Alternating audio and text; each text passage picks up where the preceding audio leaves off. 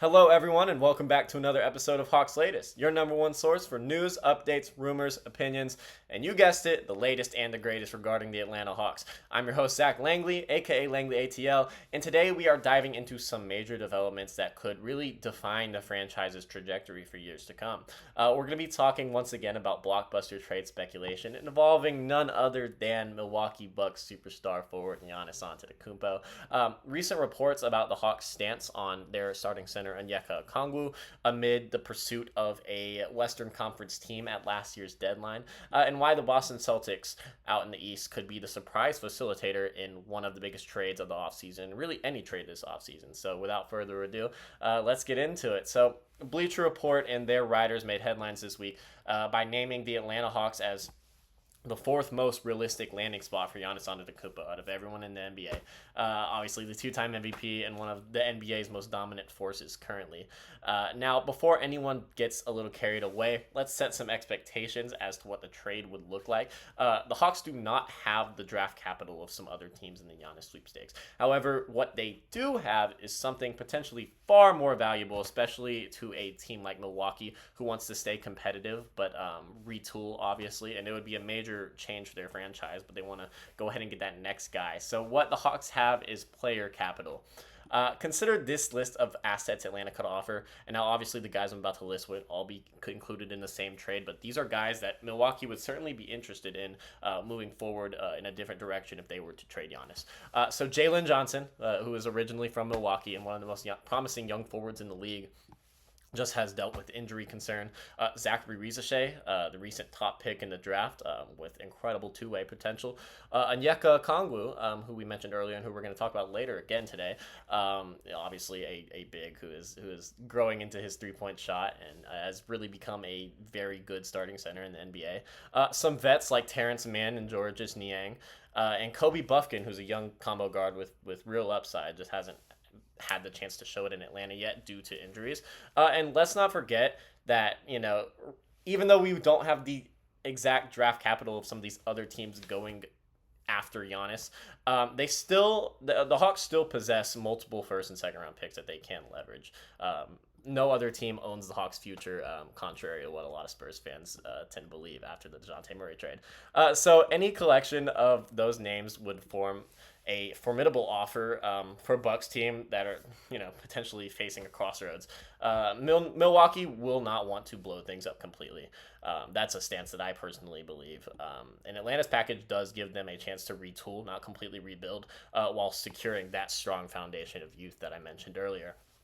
It's worth noting that I actually have talked to someone who is, I guess, familiar with the operations around the NBA, and Trae Young and Dyson Daniels are expected to both be untouchable in any trade scenario this offseason, specifically one that would be for Giannis Antetokounmpo. That says a lot about how the organization views its core moving forward. If the Hawks were to trade for a guy like Giannis, they would want to keep that stability in the backcourt. They love the pairing of Trae Young and Dyson Daniels and want those to be the 1 and 2 guys in the backcourt that are carrying our franchise for years to come. They really believe in the two-way potential that duo possesses. So now let's pivot to a major behind-the-scenes story that had just came to light. One that shows how much value the Hawks place on their young core. Once again, that's a super common theme that we're going to be seeing over the next several weeks and obviously going forward into the season. According to a certain Lakers reporter, Dave, and I'm sorry if I pronounce his name wrong, McMenamin, Los Angeles did make a serious push for Onyeka Okongwu immediately after the blockbuster Luka Doncic trade that we all know good and well. Their intentions were to solidify that front court and get Luka Doncic and LeBron James, a mobile defensive big who complements the rest of the team. Hawks weren't having it, though. Long story short, Lakers don't have the assets, and the Hawks aren't interested in moving off Onyeka, obviously, for what the Lakers would want to offer. So the Lakers, the Hawks' stance, I guess, on that was so firm that the Lakers then immediately pivoted to Charlotte's Mark Williams, and we all know what happened there. If you don't, they traded for Mark Williams and then kind of got a bailout with a quote-unquote failed physical that was reported by the organization. but we all know what really happened there. So what this tells us is super critical is that Atlanta is, at least for right now, fully invested in the development of the Jalen Johnson Onyeka Okongwu front court pairing. Internally, that there is a belief internally that this tandem could end up becoming one of the most dynamic young duos in the Eastern Conference, especially with how wide open it is now. If the Hawks are to keep that core together and continue to build, which signs obviously point towards that. Lakers insiders, however, do believe that this situation could be revisited in the offseason, especially if LA fails to secure another big name through free agency, which I mean, obviously leading up to the Luka Doncic trade was a common thing for Rob Pelinka. However, they pulled off the absolute impossible. So I guess keep an eye on Okongwu. Not just what he brings to Atlanta, but the trade value that he might bring on the market. He's obviously not someone the Hawks want to move, but if teams value him super highly, the Hawks could get a super nice offer. So moving on though to this last topic, when we talk about potential trade facilitators, one name that keeps coming up following this year's playoffs is the Boston Celtics. And for good reason. Boston is now operating over the second apron. It's a new tier in the NBA's salary cap structure. That means there's extreme restrictions on trades, signings, flexibility. And it's no small detail that they now, obviously, last year they achieved this, but they're the highest payroll in NBA history. And add to the news that Jason Tatum is likely to miss all of next season with the Achilles injury he suffered against the New York Knicks. And suddenly, the Celtics, who had actually won the title last season, are under immense pressure to restructure their roster in the offseason. But obviously, they're going to still want to compete for a title in the weaker Eastern Conference. Key names that could potentially be on the move might include all of Derek White, Drew Holiday, and Kristaps Porzingis. And now I do want to relate this to the Hawks. They haven't obviously been directly linked to any of these players yet.